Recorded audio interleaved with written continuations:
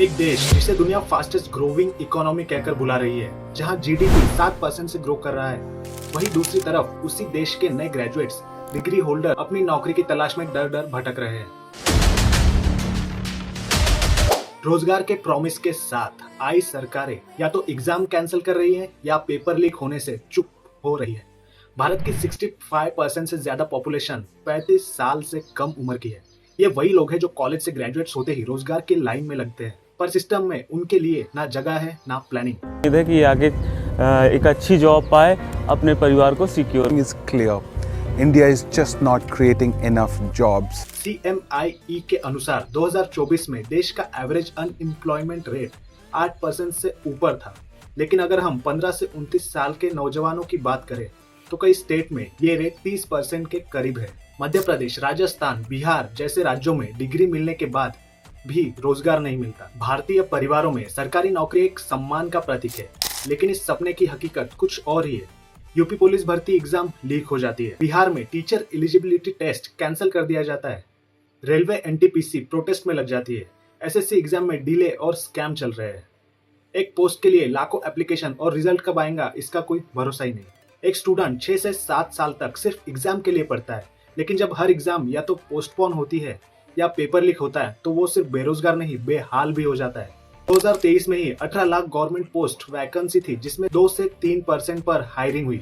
जिन्हें सरकारी नौकरी नहीं मिलती वो प्राइवेट सेक्टर की तरफ देखते हैं, लेकिन यहाँ भी कुछ और ही चल रहा है। बड़ी बड़ी कंपनीज जैसे इन्फोसिस, वाइप्रो, बायजूस यहाँ लो सैलरी में एंट्री लेवल इंजीनियर्स 10 से 15 हजार में काम कर रहे हैं। कॉन्ट्रेक्चुअल वर्क, बिना बेनिफिट्स, बिना जॉब सिक्योरिटी के, और over qualified candidates under paid jobs में काम करने को मजबूर हो जाते हैं। आज का इंजीनियर कस्टमर सपोर्ट में बैठा है, एमबीए ग्रेजुएट सेल्स बॉय बन गया है, जर्नलिज्म ग्रेजुएट्स बीपीओ में स्क्रिप्ट पढ़ रहा है। एम्प्लॉयमेंट की जड़ है हमारी शिक्षा व्यवस्था।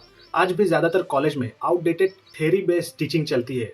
AICTE का डाटा कहता है कि 80% इंजीनियरिंग ग्रेजुएट्स एम्प्लॉयबल नहीं होते, और MBA कॉलेजेस जिनकी एनुअल फी 10 लाख है, वहां से पास होने के बाद स्टूडेंट 15 से 20 हजार की नौकरी ढूंढने लग जाते हैं। 2014 में पीएम मोदी ने कहा था हर साल 2 करोड़ नौकरियां दी जाएगी। मंत्री मोदी ने 2014 में ही वादा किया था 2 करोड़ रोजगार हर साल देंगे।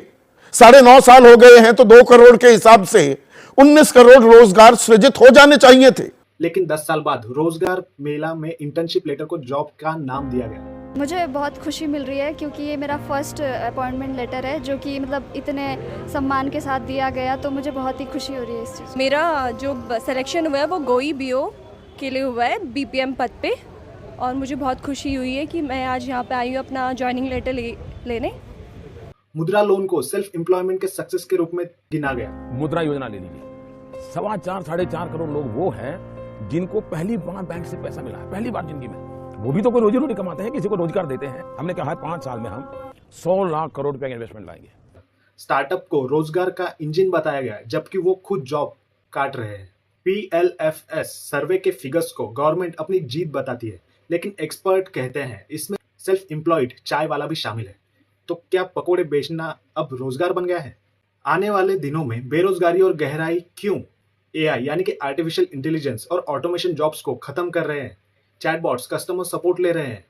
AI टूल्स ग्राफिक डिजाइनिंग और राइटिंग में आ रहे हैं। डाटा एंट्री और रूटीन जॉब्स ऑटोमेट हो रही है। वर्ल्ड इकोनॉमिक फोरम के हिसाब से 2026 तक 83 मिलियन जॉब्स ऑटोमेट हो सकती है, और अगर हमारी आबादी को स्किल नहीं मिली तो पॉपुलेशन डिवाइड एक इकोनॉमिक लिएबिलिटी बन जाएगी। अब सवाल यह है कि जब प्रॉब्लम इतनी बड़ी है तो आवाज क्यों नहीं उठती? क्योंकि हर ग्रेजुएट्स, हर जॉब सीकर अब थक चुका है। वो फॉर्म भरता रहता है, लोन चुकाता रहता है, और वो समझ चुका है कि सिस्टम उसका नहीं है। और जब सवाल ही नहीं उठते तो बदलाव ही नहीं होंगे। तो सिस्टम के लिए ये परफेक्ट है। एक बेरोजगार नागरिक हमेशा बिजी रहता है, अपने घर का किराया चुकाने में, पेरेंट्स की उम्मीद संभालने में और इंटरव्यू का वेट करने में। भारत तभी विकसित बनेगा जब उसका हर ग्रेजुएट रोजगार के लायक बनेगा और सिस्टम उसे मौका देगा, धोखा नहीं। अगर आप भी एक स्टूडेंट है या किसी बेरोजगार ग्रेजुएट्स को जानते हैं तो इस वीडियो को सिर्फ देखिए नहीं, शेयर कीजिए, चर्चा शुरू कीजिए। और जब तक समाज खुद नहीं जागेगा, सिस्टम कभी नहीं बदलेगा।